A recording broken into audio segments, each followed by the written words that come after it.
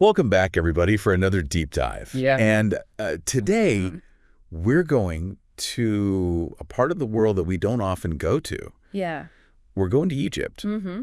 And we're going to be looking at the story of Hazem, Okay. who is a really fascinating young entrepreneur. Mm-hmm. And the reason I think this will be really interesting for our listeners is because it's somebody who is trying to figure out how to be very successful in business, Yeah. but also stay true to his faith. And it's really interesting, too, because the material we have is from an Arabic language podcast interview with him. Oh, wow. So we get this really unique perspective on Hazem's world. Yeah. And the Egyptian entrepreneurial landscape. Exactly. So that adds a whole other layer that we don't often get to see. Mm-hmm. And I have to admit, when I first saw Shark Tank on the list of sources, my ears perked up. Oh, yeah. I'm a sucker for a good business showdown. Yep. And this one did not disappoint. You're talking about when Hazem appeared on the Arabic version of Shark Tank? Exactly. And he actually ended up declining a pretty substantial investment offer.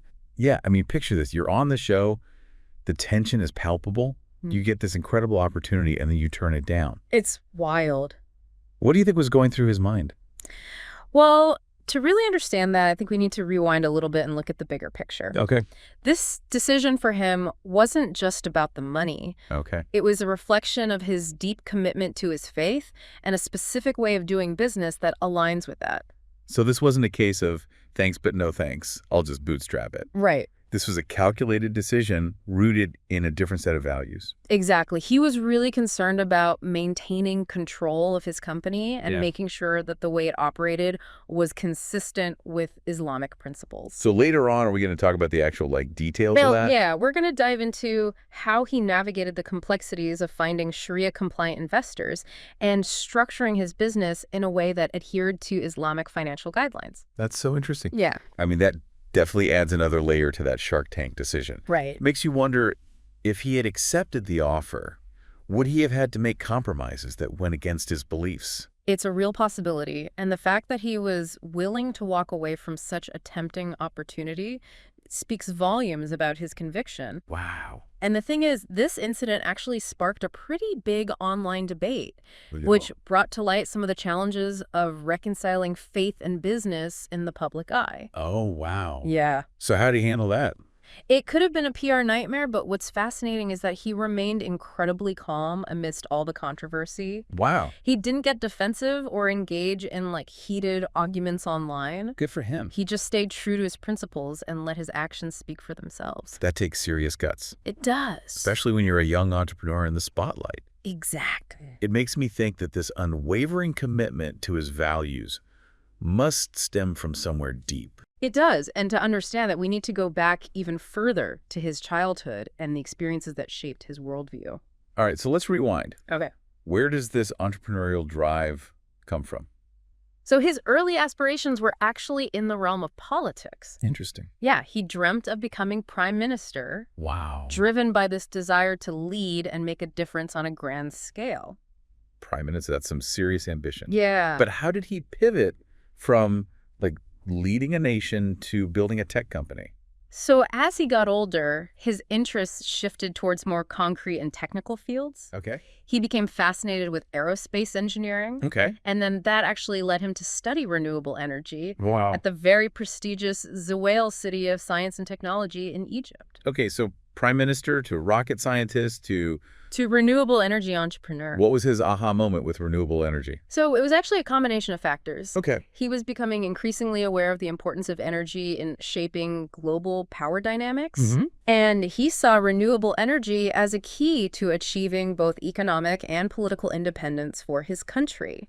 I see. And, a simple university assignment ended up being the catalyst for his whole entrepreneurial journey. Hold on, a class project sparked a multi-million-dollar business. It did. That's incredible. Yeah, it's pretty amazing. I need to know more about this assignment. So the assignment involved developing a green solution for a community in Egypt. Okay. And he and his partner chose to focus on solar energy, but they needed to find a location that had enough space for solar panels. Right, because Egypt's a desert, so you think there'd be plenty of space, but you also need near people Exactly. who are going to use it. Right, and that's when they stumbled upon this unique opportunity. Ooh, this is where it gets good. They met a fish farmer in Aswan Okay. whose rooftops were already being used for drying fish and raising chickens. Okay. There was simply no room for traditional solar panels. Okay, I'm hooked. Yeah. So how did they solve this solar panel puzzle? They came up with something even more innovative. Yeah. Floating solar panels. What? Yeah. That's amazing. Isn't that brilliant? Yeah.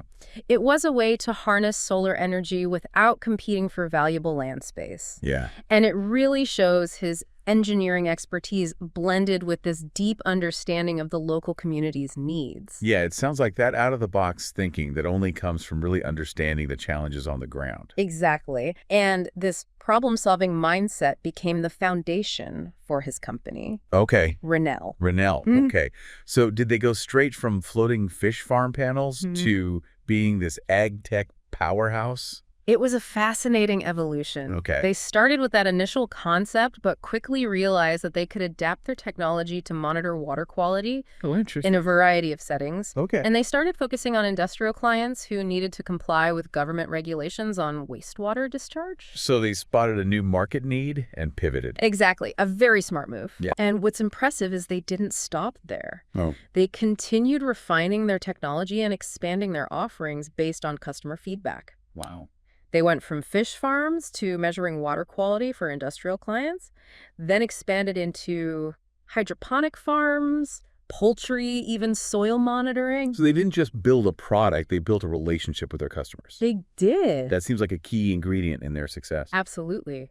Hazem's customer-centric approach was crucial to their growth. Mm-hmm. They weren't just providing a solution, they were building a partnership with their clients I see. and working together to optimize their operations. It sounds like that approach really resonated with their clients. Yeah. But I'm curious, how technically savvy did these clients need to be? That's a great question. Was Hazem explaining algorithms and sensor data to farmers who are used to, well, traditional farming methods? And that brings up an important point about Renel's technology. It's actually more sophisticated than just floating solar panels. Okay. They evolved into a data-driven company, collecting information from their sensors and using it to provide insights and optimization solutions for their clients. Okay, so there's some serious tech behind the scenes. Yeah. But how did they bridge that gap? Yeah. How do you explain data analytics to someone who might not be, a tech whiz? That's where Hazem's communication skills came in. Okay. He was able to explain complex concepts in a way that was clear, concise, and relevant to his clients' needs. So instead of focusing on the technical jargon, Right. he highlighted the tangible benefits, like increased efficiency, reduced costs, and improved yields. Exactly. He was speaking their language, I see. translating data into results they could actually see and understand. Yeah, that makes sense. It was this ability to bridge the gap between technology and practical application that set Renel apart. Wow. But their journey wasn't without its challenges. Right. We already talked about that Shark Tank moment, but I'm guessing that wasn't the only hurdle they had to clear. Of course not. What were some of the other obstacles they faced, especially when it came to navigating the business world while staying true to their Islamic principles? Well, one of the biggest challenges was finding investors who understood and supported their approach. Okay. You see, the world of venture capital is largely driven by conventional financial models, which sometimes clash with Islamic guidelines. So how did they find investors who were both financially savvy and aligned with their values? It wasn't easy. It involved a lot of research networking and, frankly, a bit of faith. Yeah. Hazem had to actively seek out investors who were familiar with Islamic finance and willing to structure deals that adhered to those principles. So he was basically educating potential investors about a whole different way of doing business. He was. Did that make it harder to secure funding? It definitely added another layer of complexity. I bet. But he was determined to find investors who shared his vision, not just for the company's success, but for how that success was achieved. He saw it as an opportunity to showcase the viability of Islamic finance within the entrepreneurial world. It's amazing how he turned a potential obstacle into a chance to advocate for something he believes in. Yeah. It makes you wonder if this whole experience changed the landscape for other Muslim entrepreneurs seeking funding. It's definitely a possibility. Wow. His story serves as a really powerful example of how to successfully navigate the intersection of faith and business, Yeah. paving the way for others to follow in his footsteps. And speaking of paving the way, let's dive deeper into Hazem's personal approach to business. Okay. What makes his leadership style so unique? Yeah. What can aspiring entrepreneurs learn from his journey? Let's get into that. So we were talking about what makes Hazem's approach to business unique. Yeah, I'm really intrigued by this idea of blending faith and entrepreneurship. It seems like he's created this whole ecosystem where his values aren't just like a side note. Yeah. They're integral to everything he does. Exactly. And that's something that really sets him apart. He doesn't see his faith and his business as separate entities. They're interwoven, Okay. informing and enriching each other. So it's not just about ticking boxes and making sure everything's Sharia compliant. Right. It's about a deeper philosophy guiding his decisions. It is. But how does that actually play out in the day-to-day running of a company? Well, for Hazem, it goes beyond just the financial aspects. Okay. It influences everything from how he treats his employees to the kind of impact he wants his company to have on the world. Okay. He prioritizes fairness, ethical sourcing, and contributing positively to the community. So it's like a holistic approach. It is. Values-driven leadership, if you will. Exactly. But let's be honest, the business world can be pretty cutthroat. It can. Was there ever a moment where he felt pressure to compromise his principles for the sake of, profits or expediency?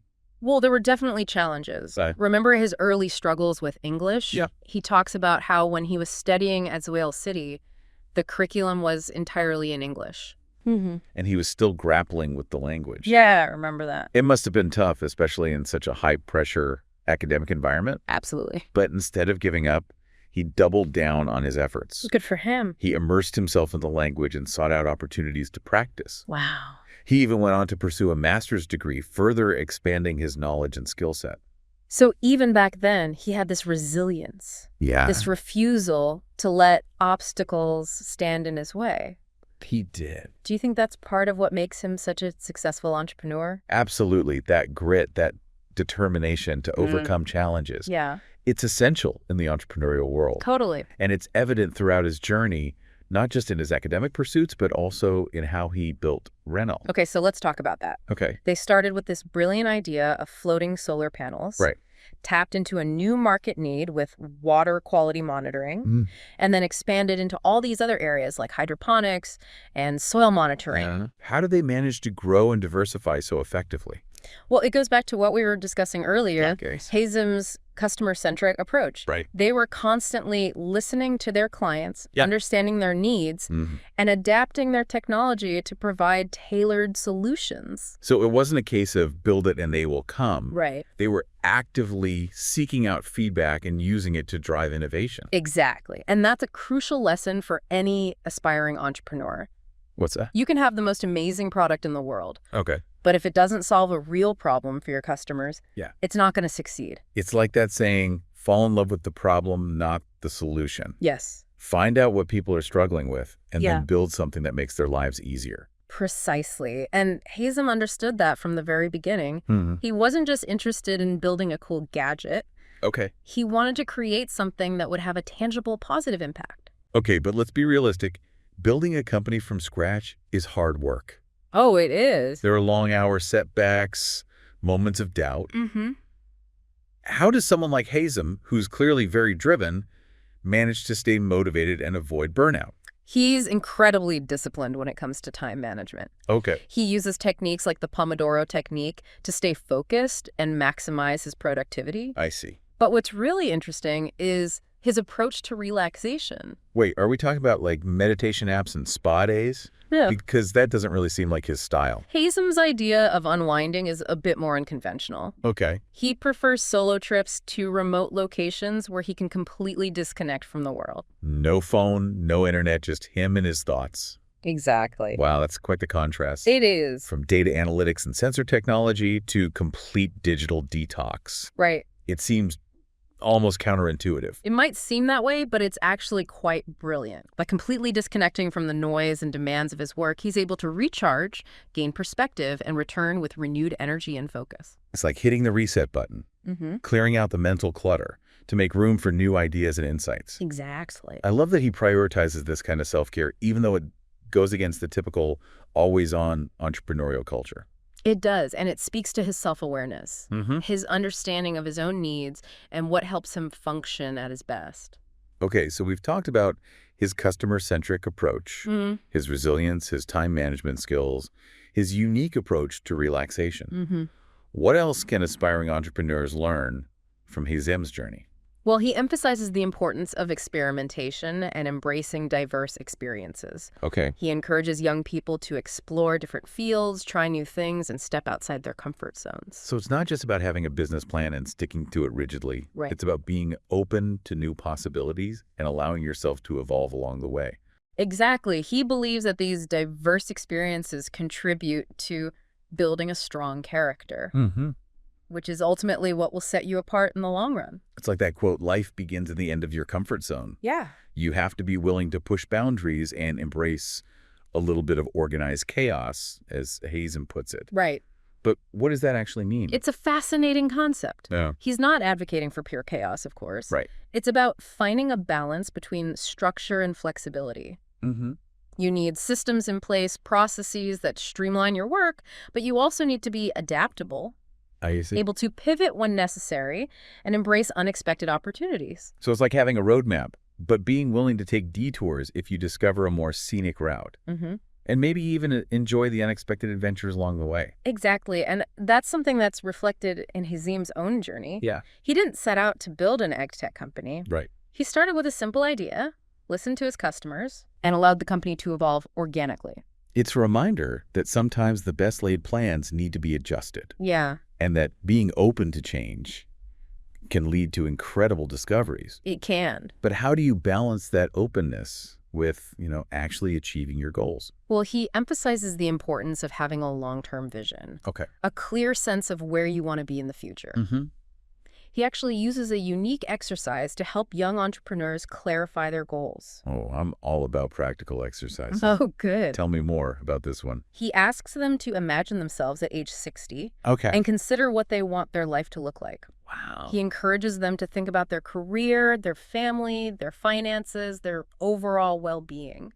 So it's like painting a picture of your ideal future self. Yeah.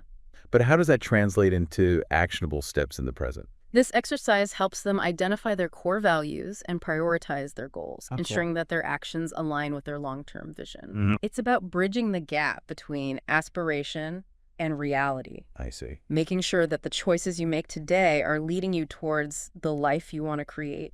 It's like reverse engineering your success. It is. Start with the end in mind Yeah. and work backward, figuring out the steps you need to take to get there. Exactly. Brilliant. Yeah, it's a good one. But isn't there a risk of getting too fixated on that end goal and missing out on opportunities along the way? That's where that balance between structure and flexibility comes in. Okay. You need to have a clear destination in mind, but also be open to adjusting your course if a better path presents itself. So it's like having a compass, but not being afraid to explore uncharted territory. Exactly. I'm really loving this blend of practicality and a bit of adventurous spirit. It's a good mix. But building a successful company is rarely a solo endeavor, right? It's not. How does Hazem approach building and leading a team? He believes in surrounding yourself with people who share your values and complement your skills. He emphasizes the importance of diversity, not just in terms of background and experience, but also in terms of thinking styles and approaches to problem solving.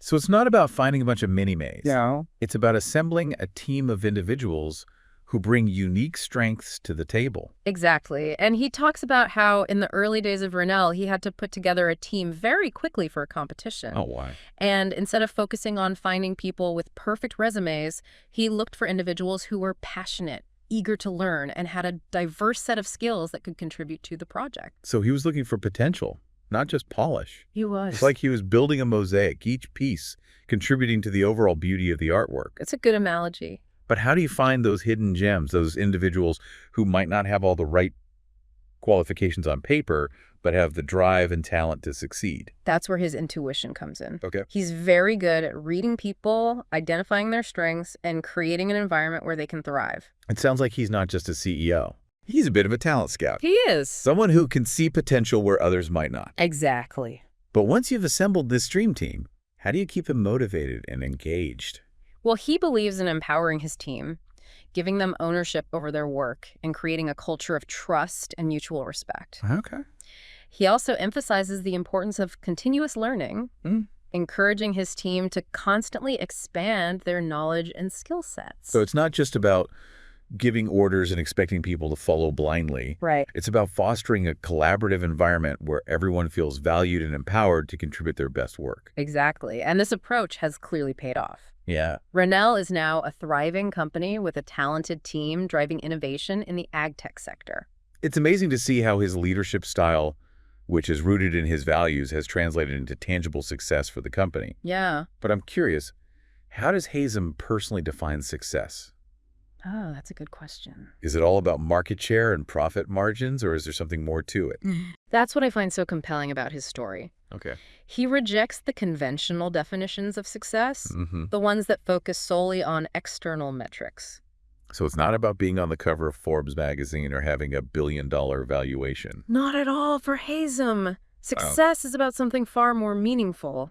What's that? It's about the impact he's making, the relationships he's building, and the sense of fulfillment he derives from his work. So it's about living a life that aligns with his values, both in his business and in his personal life. Exactly. It's about feeling a sense of purpose and making a positive contribution to the world. Precisely. And that's a definition of success that I think resonates with a lot of people, Yeah. regardless of their background or career path. Yeah, it's so refreshing to hear someone talk about success in those terms. No. It's not just about the bottom line. Right. It's about making a difference and feeling fulfilled in what you do. Yeah. But let's be honest, balancing a thriving company, family life, and staying true to your values It's a lot. can't be easy. No, it's not. How does he manage all of that?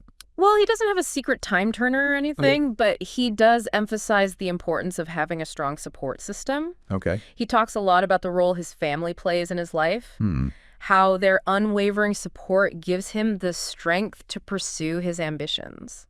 Yeah, that makes sense. Having people who believe in you, who you can lean on when things get tough, must make a world of difference. Absolutely. Absolutely. And he also emphasizes the importance of clear communication and setting boundaries. He makes sure to carve out dedicated time for his family, even when he's juggling multiple responsibilities. So it's about prioritizing what truly matters and making sure those priorities are reflected in how you spend your time. It is.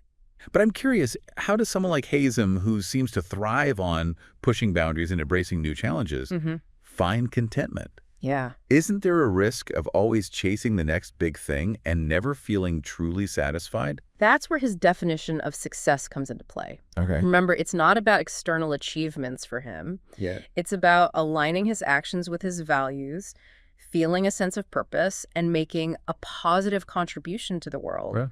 And that brings a deep sense of contentment, Yeah. regardless of the specific outcomes. So it's not about reaching a destination. Right. It's about enjoying the journey. Yeah, exactly. It's about finding meaning and fulfillment in the process itself. It is. But for those of us who are still figuring out our own path, who maybe haven't quite found that sense of purpose yet, Yeah. what advice does he offer? He encourages people to embrace the journey, to experiment, to make mistakes, and to learn from every experience.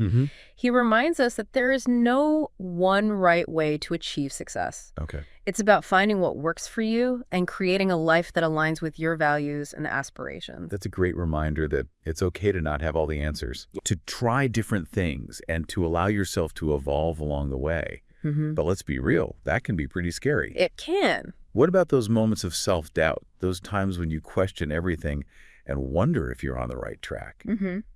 How does Hazem deal with those feelings? He acknowledges that those moments are inevitable, especially when you're pushing boundaries and venturing into uncharted territory. Right. But he sees them as opportunities for growth, for reflection, and for reaffirming your commitment to your vision. So it's not about avoiding those feelings. It's about reframing them, seeing them as a natural part of the process. Exactly. But how do you actually do that? Yeah. Does he have any specific strategies for dealing with those moments of doubt?